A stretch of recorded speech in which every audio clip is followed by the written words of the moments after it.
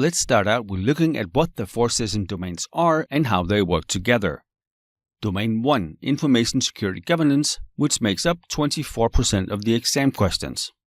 And in Domain 1, we're going to be looking at the ethics, the values, the vision, and the mission of our business. Then we're going to be looking at the laws and the regulations we need to adhere to.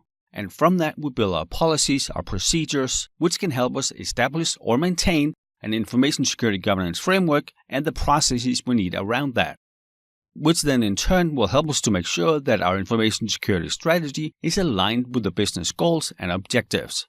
Domain 1 is the foundation that all the other domains build on top of. Then we move into Domain 2. And in Domain 2, we focus on how can we identify the risk we have and how can we reduce it to a level that is acceptable based on our risk appetite. And you can never eliminate risk. There will always be risk. What we can do, however, is minimize the risk to a level where it is acceptable by the business. So in Domain 2, we're covering risk analysis. We're covering how do we identify all our assets and how do we know which are vulnerable and how bad it is if we get compromised. Then we look at different standards and frameworks that we can use both for the risk analysis, but also for our IT governance in general. Then we cover many of the risks that we face today.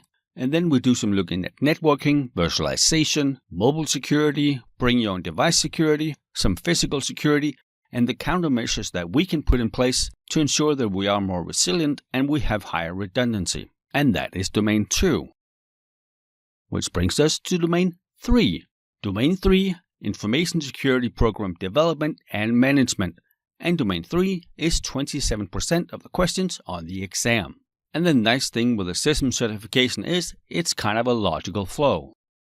Domain 1 is the framework, Domain 2 is the risk management, identify our assets, and then Domain 3 where we develop and maintain the information security program that identifies, manages, and protects the organization's assets. And again, we align that back to the security strategy and the goals of the business.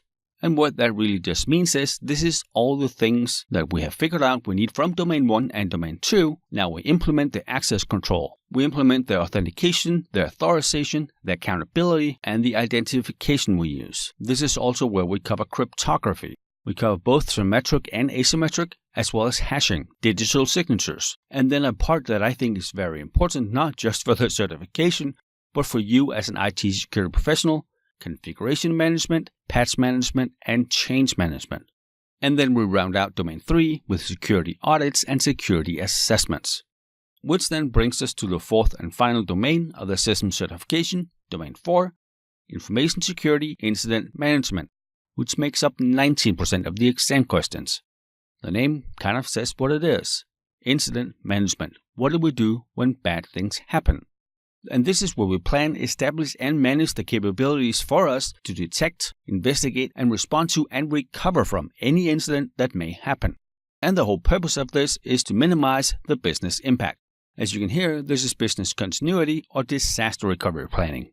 So we'll cover exactly that, disaster recovery planning, business continuity planning, many of the sub-plans that we would have in our business continuity plan, the business impact analysis, different types of recovery strategies, different types of redundant sites we could have for our data center, how we, once we have built a disaster recovery plan, need to test it to make sure it actually functions, and then what we do when we're actually compromised. And the fourth domain is the last on the CISM certification, so I will see you in the lectures.